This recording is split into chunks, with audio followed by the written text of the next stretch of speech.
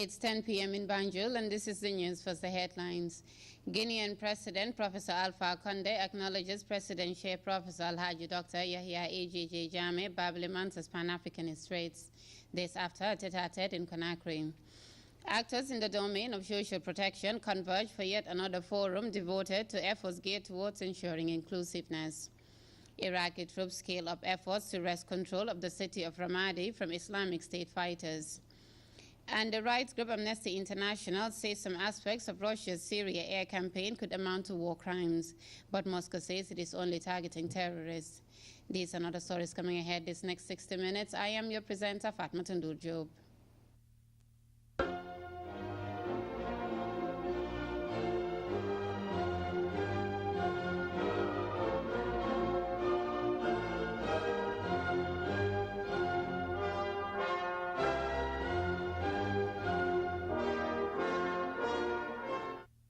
The President of the Republic of Guinea has expressed profound gratitude to his Gambian counterpart, His Excellency Sheikh Professor Alhaji Dr. Yahya AJJ Jammeh Babili Mansa, for his Pan-Africanist stance. Professor Alpha Conde was speaking after a tete-a-tete with the Gambian leader, who on Monday led a high-powered delegation to grace President Conde's installation as President of Guinea-Conakry for a second 5-year term. Mamadou Diallo was embedded with the presidential delegation, and he now reports on that. The presidential plane jetted at the Conakry Bessia International Airport early Monday as the Gambian leader, His Excellency Sheikh Professor Alhaji Dr. Yahya Jammeh Babili Mansa, accompanied by a high-powered delegation, began his 2-day walking visit to the Republic of Guinea. He was received at the foot of the aircraft by His Excellency Professor Alpha Conde, who a week earlier was sworn in as the president for another 5 years.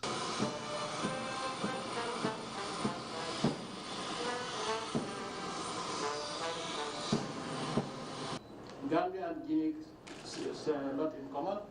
We are one. My family, you know, they are also Guineans as well. So, but before that, we were united as Africans, West Africans. And so, being here is a pleasure for me, and I congratulated him before. And I'm here to show him that I'm his brother. In terms of age, he's my elder brother. In terms of president, I'm his elder brother, because today I'm 21 years in power. But what is more important is that we Africans should work together for the socio-economic development of Africa. After the usual airport ceremonies reserved for visiting heads of state, Professor Jammeh joined his host at the Sekou Touré Presidential Palace for an elaborate ceremony conducted by Khalifa Sall, President of the Constitutional Court, to install Professor Conde as president. The two leaders later held a tete-a-tete where they discussed issues of mutual interest and reaffirmed the already cordial relations between Guinea and the Gambia.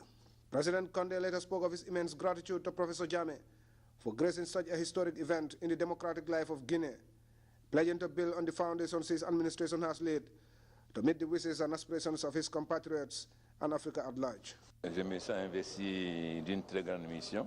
This is quite an important task, and it is engaged now. There is a fight on the 29th of this month. We come out of Ebola, so it is a huge responsibility to the president in tackling those issues. Content d'avoir mon frère Yahya Jammeh auprès de moi.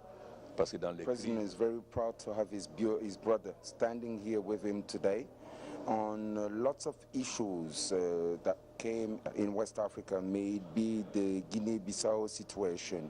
They took steps within the African Union, with the European Union. They were thinking alike, they're like-minded in terms of finding the same solutions to the issues. Also, they both agreed at the time to join forces together and act in Mali, not to give times for rebels to act. Unfortunately, they were not heard.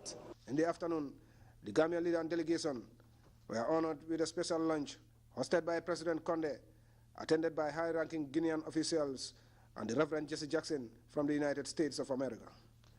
Reverend Jackson later spoke of his optimism in the transformation of Africa, hailing leaders such as Professor Jammeh for entrenching democracy on the continent. Well, before the Ebola crisis, 6 of the fastest growing nations in the world, 6 of the top 10, were in Africa, sub-Saharan Africa. Now the Ebola crisis is behind us. We've seen a number of stable elections this year in Nigeria, for example, the largest African country, in Guinea, and these denote democracy and stability.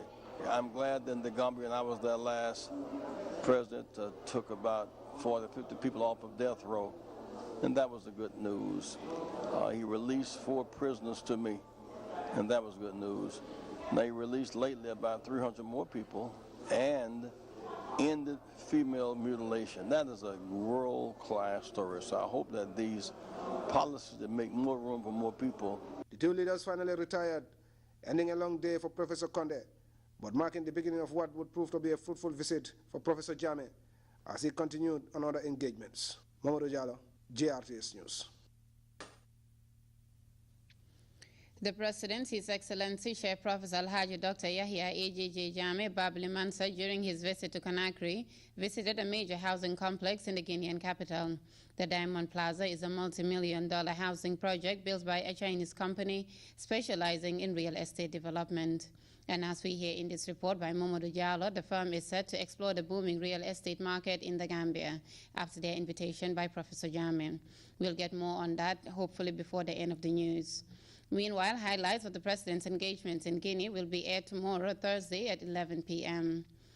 President Jammeh has since returned to the Gambia and was received at Banjul International Airport on Tuesday evening by the Vice President and Minister of Women's Affairs, Ajah Dr. Aissatou Njie Saidi. The Speaker of the National Assembly, Honorable Abdoulaye Bojang, Cabinet Ministers, Security and Armed Services Chiefs, members of the Diplomatic and Consular Corps, and a host of dignitaries. Shortly after the airport formalities, President Jammeh dilated on the importance of his Conakry visit. Here is an excerpt. Well, first of all, any visit by head of state or another head of state is a gesture of goodwill in most cases. Well, you know, Gambia and Guinea, we have long-standing relationship. Even time of Sekou Touré, his best ally was the Gambia. And even Lansana Conte and now Alpha Conde. The Gambia and Guinea share a lot in common. We have a lot of Guinean citizens who are Gambian today. We also have a lot of Gambians in Guinea. So we are one country divided by distance and maybe colonialism. But what is more important today is that we are only divided by distance. So it is in our interest, if we are talking of regional integration, that we support each other and stand by each other, especially on important occasions like this. Of course, yes, so it's a booster of our diplomatic relations between the two countries. When it started, we had a lot of problems, but I think now he has seen the light, and he decided to turn a new page, and that is what I want. I want African unity, and I have one philosophy: if you don't want to work with me, I leave you alone. Anytime that you realize that, oh, we should work, I'm ready to work, because having conflict or misunderstanding is not in Africa's interest. Yeah, so it's a very good visit. He was very happy, but more importantly, the people of Guinea are very happy.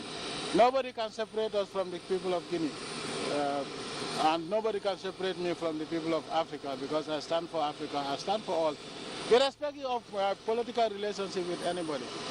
But he's a very good friend of mine, and we had a wonderful thing.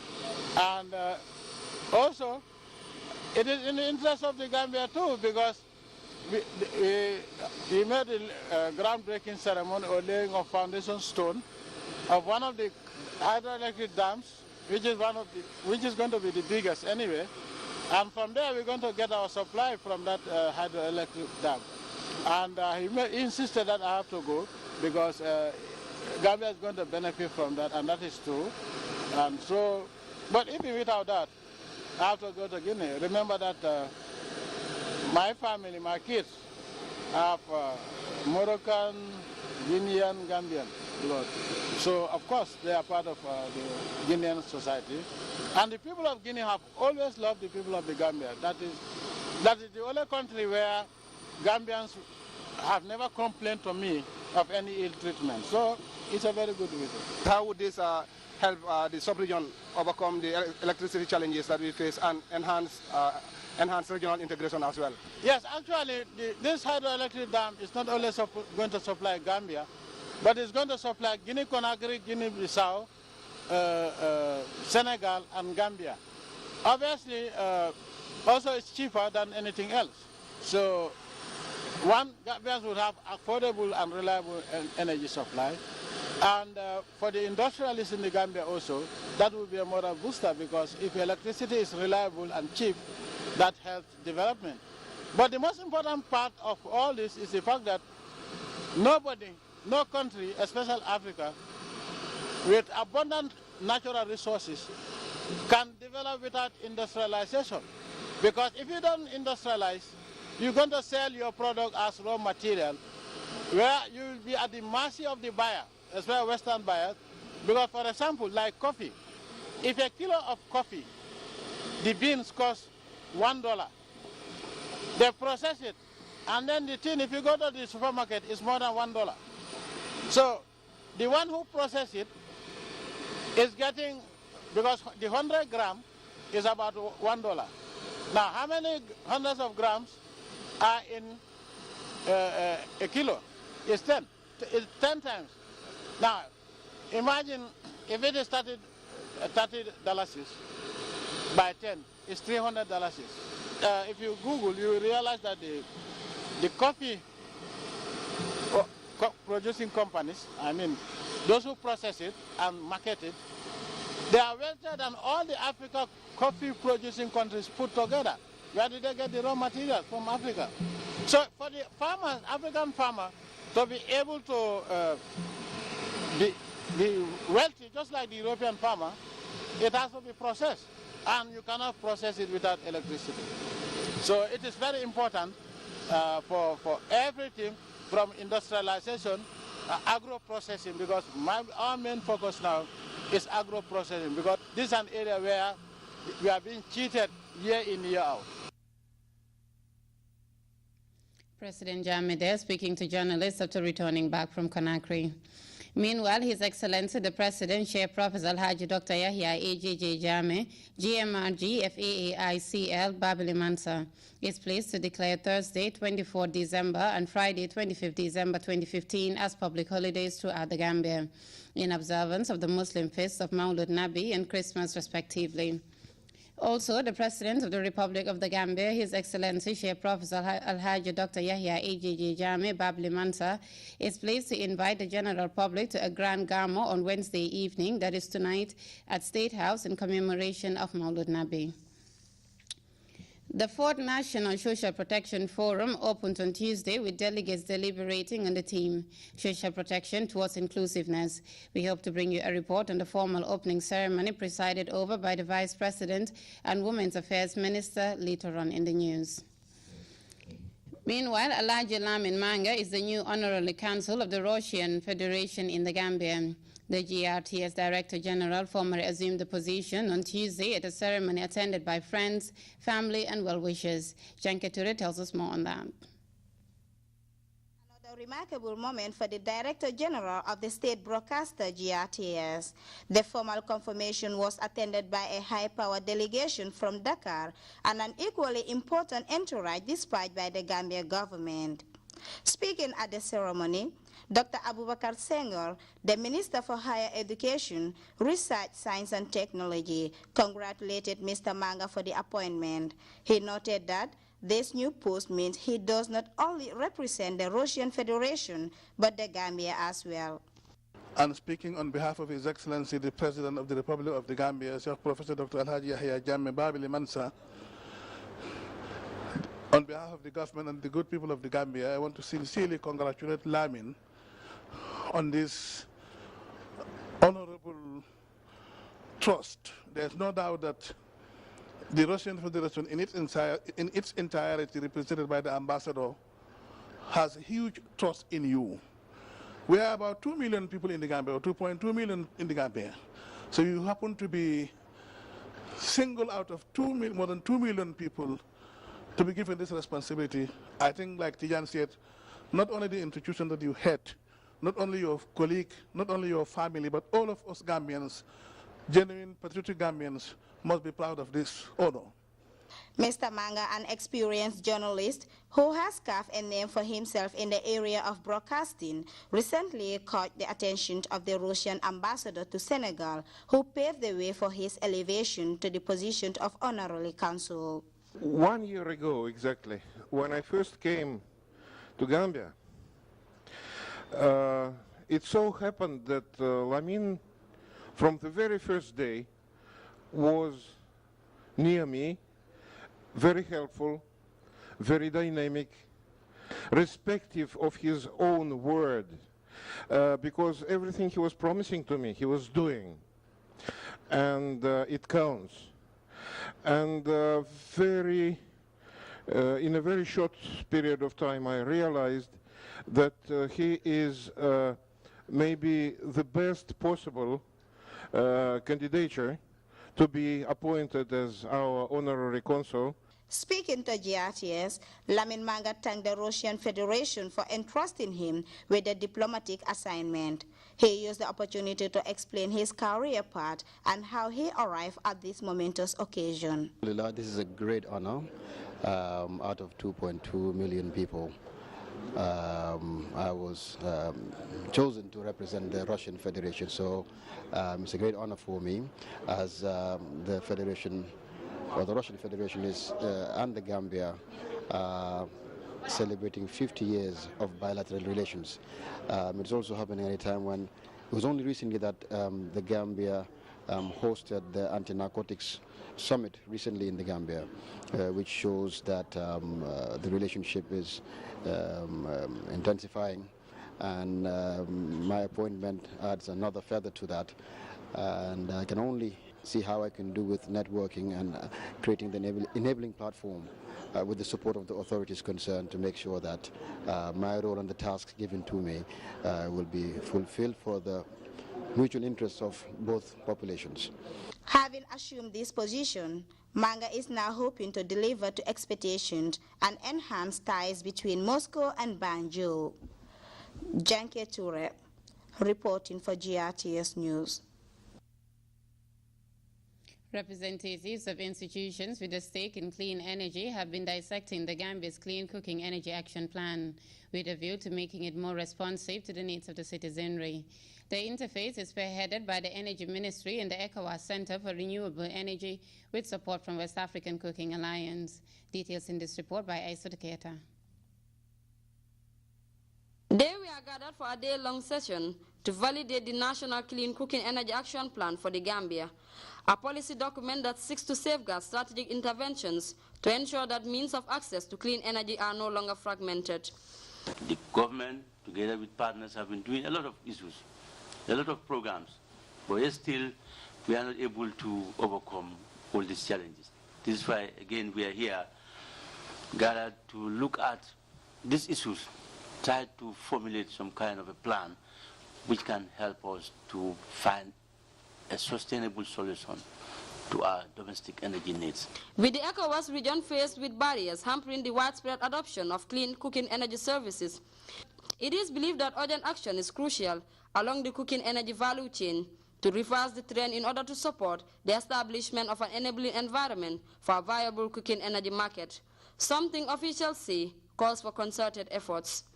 One of the barriers, or the main barriers that has been recognized, is the absence of or weak policy framework, especially at regional level and of course at national level consequently.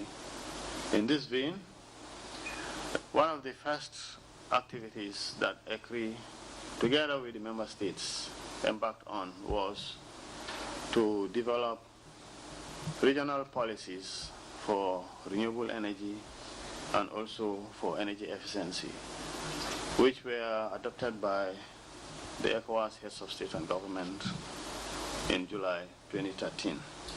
The convergence, spearheaded by the ECOWAS Center for Renewable Energy and Energy Efficiency, in partnership with the Ministry of Energy, is anchored on consensus national plan by integrating feedback from majority of stakeholders, as well as increase awareness of other initiatives in order to share knowledge and build synergies.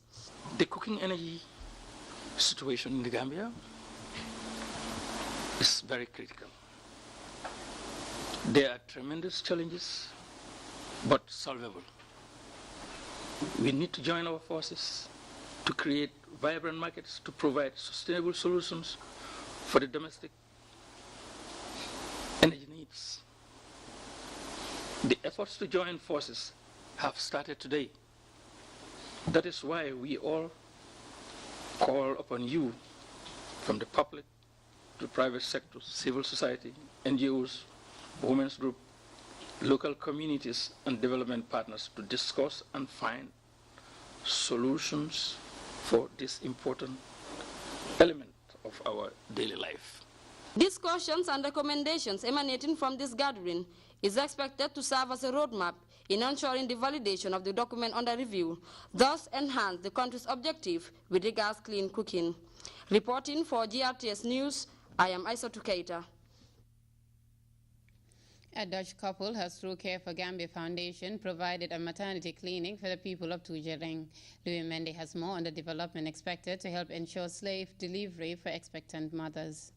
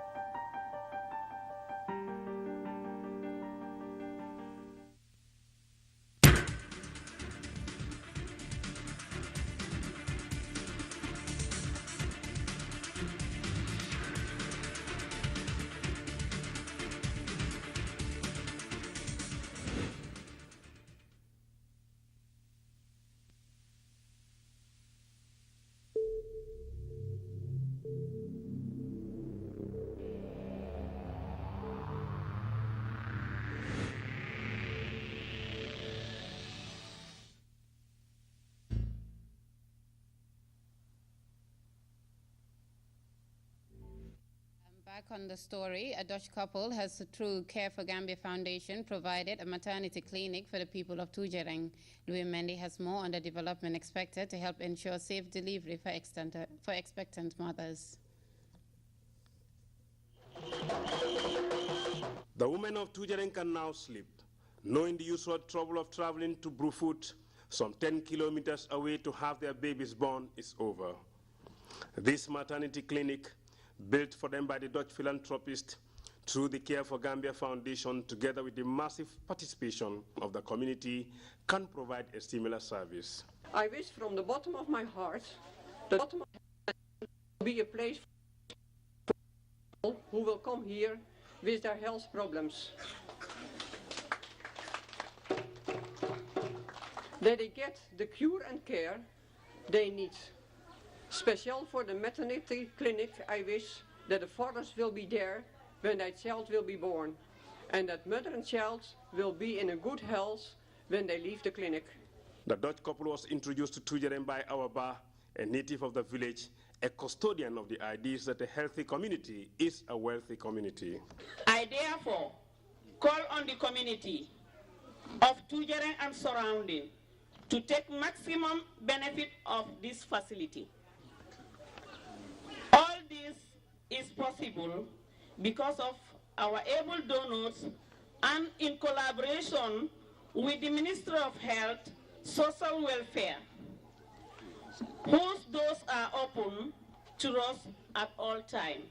The maternity clinic was inaugurated by Momodou Njai, the Director of Health and Promotion at the Ministry of Health and Social Welfare, who promised government's role for the long-term viability of the project. The ministry will take its responsibility to make sure that the laboratory services are available for this health facility, and also all the required human resources are also got available, and also equipment as far as whatever should make this place a functional health facility will also be provided through the regional director of health services.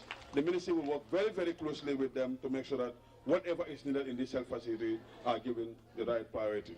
The facility is set to provide antenatal and postnatal care amongst a host of other services for the community and the surrounding.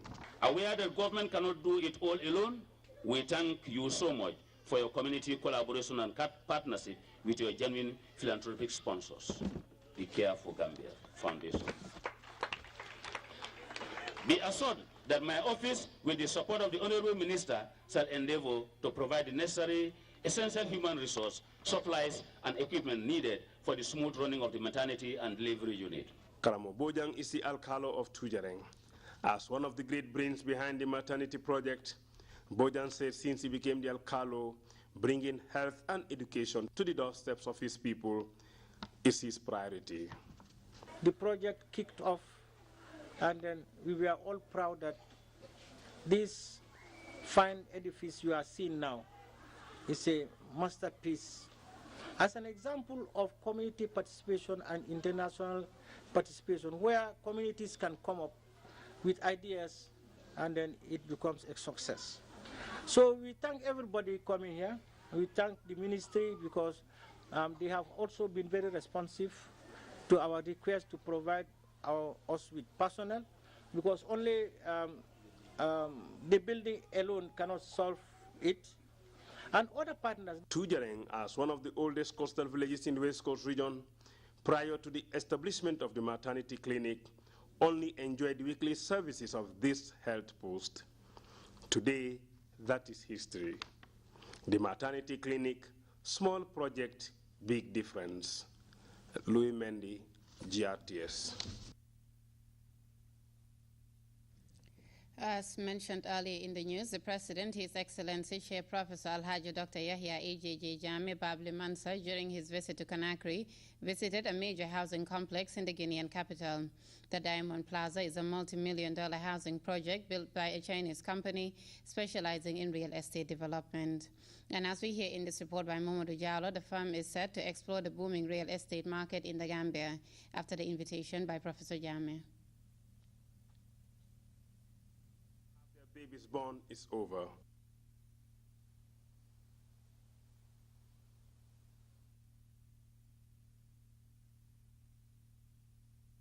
His Excellency Professor Alhaji Dr. Yahya Jammeh Babili Mansa, accompanied by a number of cabinet ministers, visited the Diamond Plaza, a luxurious suburb of the Guinean capital Conakry, constructed by a Chinese firm specializing in real estate development. The firm is already engaged in large-scale building of state-of-the-art houses, which have proved popular and comparably cheaper.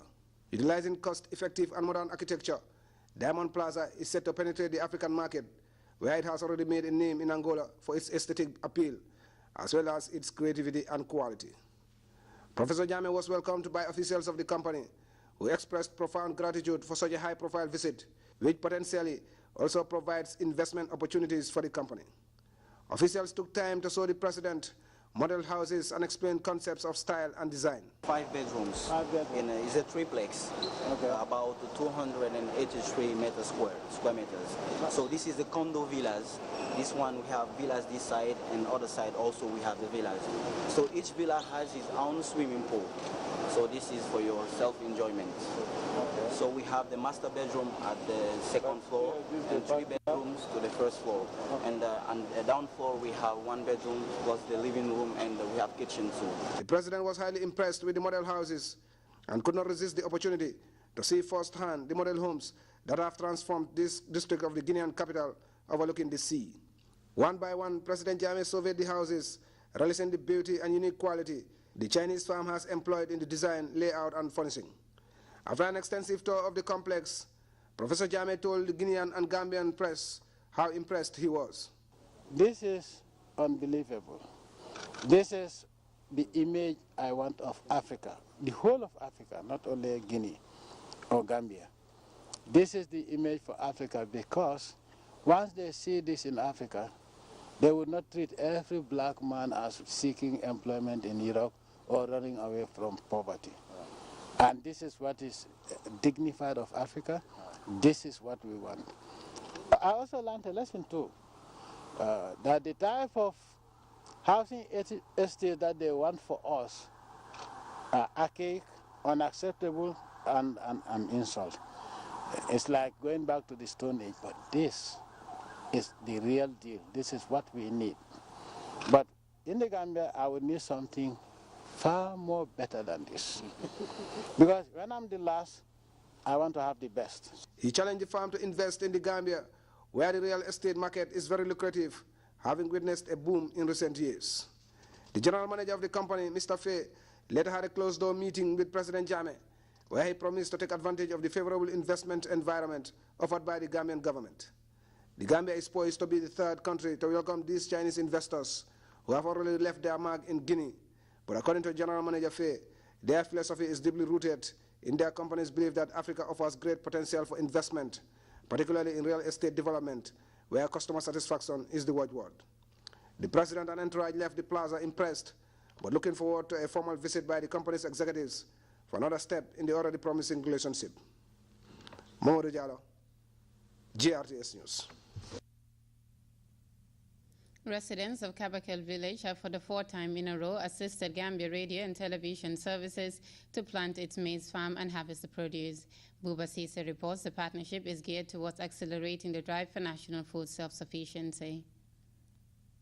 Between the nation's broadcaster, Gambia Radio and Television Services, GRTS, and the people of Kabakel. This kind of synergy, according to the people of Kabakel, is the surest way to attain the government's Vision 2016 agenda. This is the 4th year we have been doing this for GRTS. Now we are partners in development, Kabakel and GRTS. Because if we give it to a Jammeh Foundation, some of our people are living in Serekunda, natives of Kabakel. They go to the hospital, and then the hospital is free of charge. Yes, so this, we are not doing it for GRTS, we are doing it for ourselves. The public relations officer, Modu Jiva, asserted that farming is the unquestionable way of alleviating hunger and at the same time makes people independent. The president said, grow what you eat and eat what you grow. If you rely on people, you don't have independence. That means you are half independent. But if you grow what you eat and eat what you grow, you are independent. The president said, let's farm. He did not say farm and give it to me. Farm and you use it for yourself, to help yourself. That is very good. Yes. All Gambians should go back to the land. We must thank GRTS, first of all, for coming in to help. There's nothing agriculture cannot eradicate. For poverty, it's only agriculture that can eradicate that. Okay. No matter what money you earn, you must spend on agricultural products. You yourself, even having your own currency, you cannot spend it within your money alone. You must spend with agriculture. Nobody spend, no, that doesn't come naturally like that. You have to invest on agriculture before you buy agricultural products. The youth leader, Sana Jammeh, reaffirmed their readiness to working in tandem with the nation's broadcaster towards the realization of government's latest blueprint. Jammeh also re-echoed that farming is the only way to overcome hunger and poverty. The village alcalde, Timothy Sanyang, joined the previous speakers to commend GRTS for not only informing, educating, and entertaining the people, but also joined the wagon to complement government's effort towards its attainment of food self-sufficiency ambition. Sanyang also suggested for expansion in the form of crop diversification in this partnership. One example is my community. Okay. Every family has oranges, every family has mangoes, every family is engaged in horticultural gardening, every family is engaged in rainy season farming. So with that, we earn no salary, but we are able to sustain ourselves. On that, we would like to encourage you GRTS to seek, to go into horticultural production with the community, alongside the community. That way, the Vision 2016 will be achieved. The GRTS farm manager was full of thanks to the people of Kabekel, describing the collaboration as fruitful. Baba Jawara said the stance of the people is both noticeable and commendable, assuring them of their relentless collaboration towards the government's latest blueprint. People, definitely, they are willing to work for GRTS. And this is the fourth year we are doing such work. Yes, I so appreciated by even DG said that DG and DDG, they are so happy about it. It's the entire staff of GRTS. They are happy about it.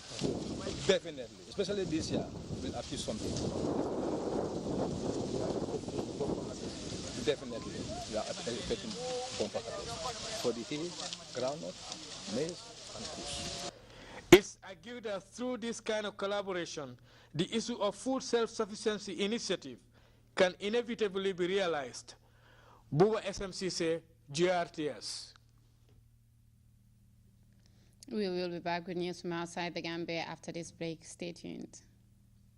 People of Kabekel. This kind of synergy, according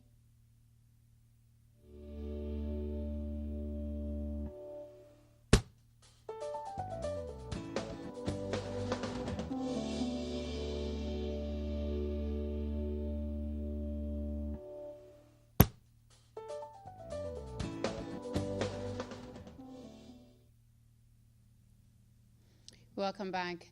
The Iraqi army is in a battle to dislodge the Islamic State militant from the western city of Ramadi. ISIS captured the city 7 months ago, and retaking it will be a major boost for the government. We have more in this DWTV report. One police official said much of Ramadi had already been liberated. But Baghdad says it could take days to complete the operation. The Iraqi army advanced on the city from multiple directions and has penetrated into the heart of Ramadi. The offensive to reclaim the Anbar provincial capital from Islamic State has been months in the making. But there has been steady progress since Iraqi counterterrorism units seized river crossings over the Euphrates River. Our anti-terrorism heroes entered the center of the city of Ramadi. They are advancing in the enemy's direction. A number of booby-trapped houses and vehicles were destroyed.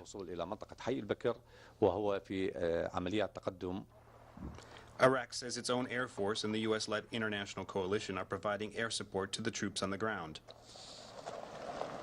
Baghdad chose to leave pro-government Shia militias out of the operation. In the past, human rights organizations have accused the Iranian-backed groups of abusing Sunni Iraqis. Before the offensive began, the Iraqi military dropped leaflets urging residents to leave Ramadi. But up to 10,000 civilians are still thought to be in the predominantly Sunni city, which has been under IS control since May.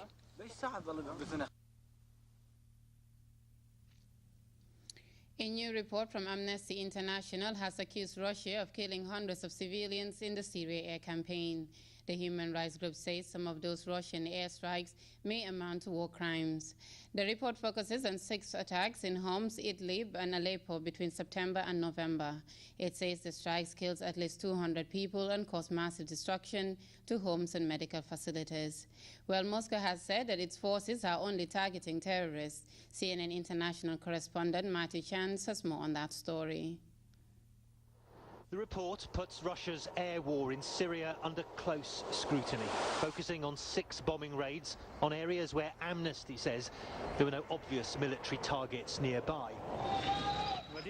The human rights group says it interviewed eyewitnesses, doctors and aid workers in Syria who testified that Russian bombs struck homes, a hospital, a market, even a mosque, indicating what the report calls serious failures by Russia to respect international humanitarian law.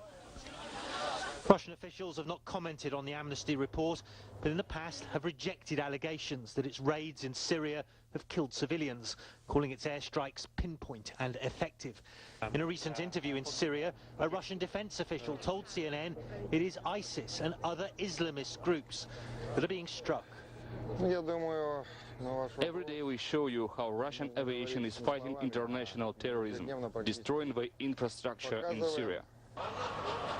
The Amnesty report also highlights what it says is Russian use of internationally banned cluster munitions and unguided bombs in Syria. Their indiscriminate and disproportionate use, the report says, should be stopped.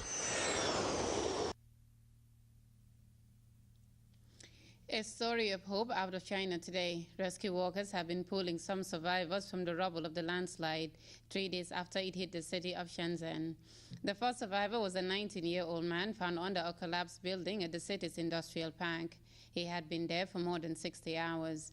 The second person who was rescued later died. Chinese state media report that more than 4 bodies have been recovered.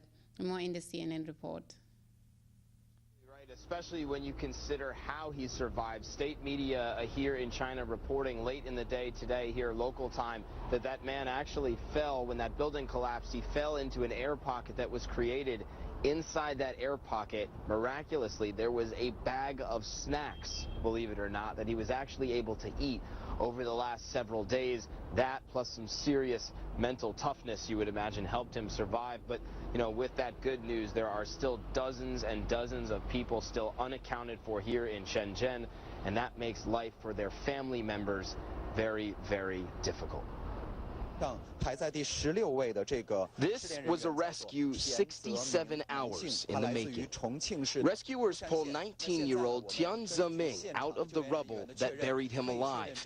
Chinese state media said he'd been trapped for nearly 3 days after this Sunday morning. After that landslide, his rescue was as improbable as it was joyful. But for so many others, the search goes on. Dozens gather nearby at a shelter, awaiting word on family members still trapped.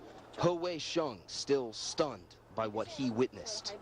I saw our house collapsing on the way home, and I simply lost the power to walk. My mind completely went blank. Nearly his entire family, his parents, his wife, his 3 children, the youngest a girl just 2 years old, were inside their apartment when the pile of earth and construction debris collapsed. They remain unaccounted for. He now waiting on a miracle. Right now, it doesn't matter if my family is dead or alive. I just want them to be pulled out. I just want to see them. As the hours tick by, the chances of his family being rescued dwindle. The mud is dense and tens of feet deep. It will take weeks to clean it up. Right now, there is only me and my brother left in my family. I have no plans for the future. He is remarkably stoic in all this, supported by those around him. His friend Yu Haitao went to the scene of the landslide, his feet still caked with mud. He's upset, wondering who to blame and how this can happen.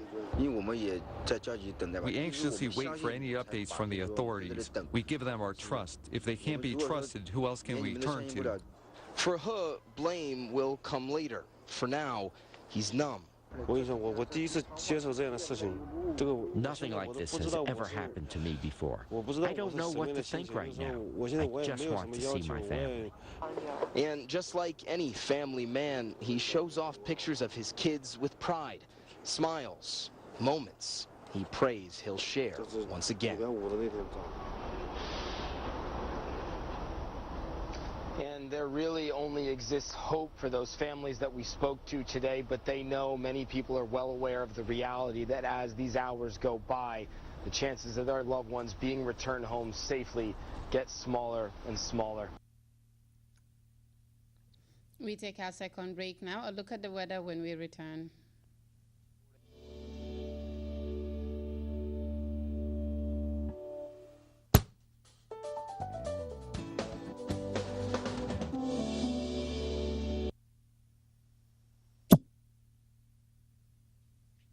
It's now time for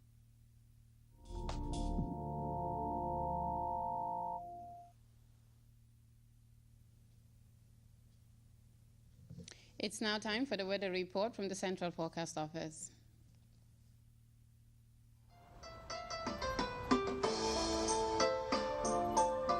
The Gambia is endowed with a wonderful landscape full of baobab trees. Like its Cape Point in Bakau, it is one of the most exotic sceneries in the world.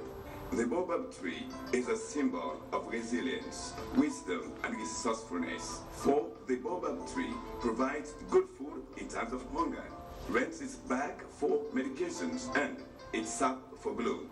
In the Gambia, there is a company like the baobab tree, 100% African and purely Gambian in all aspects. In know-how, design, value, capital, and management. That company is Elton. Elton, employing hundreds of Gambians and proudly associating itself with development in the Gambia. Elton, side by side with the Gambia. Hello, good evening and welcome to the weather forecast. The Gambia was partly cloudy, relatively cool and dry during the past 24 hours. Over the satellite image shows convective cloud over the southern part of Africa. Tonight, the weather is expected to be partly cloudy, cool, breezy, and slightly hazy. These conditions are expected to continue till tomorrow morning, thereafter becoming sunny and warm in the afternoon. Surface wind will mainly be northeasterly in direction, and the speed will vary between 10 and 20 kilometers per hour. Minimum temperatures across the country will be 18 degrees over the Greater Banjul, 16 over West Coast, 17 over North Bank, 15 over Lower River, while 14 over Central and Upper River region. And for the maximum temperatures will be 31 degrees over the Greater Banjul, 33 over West Coast, 34 over North Bank and Lower River, while 35 over Central and Upper River region. Low tide will be 0.3 meters at 3 a.m. and 0.1 meter at 3 p.m. High tide will be 1.6 meters at 9 a.m. and 1.8 meters at 9 p.m. Waves will be 1 to 2 meters northwesterly swells. The sun will rise at 27 minutes after 7 in the morning and set at 18:44 in the evening. That's the forecast, and good night.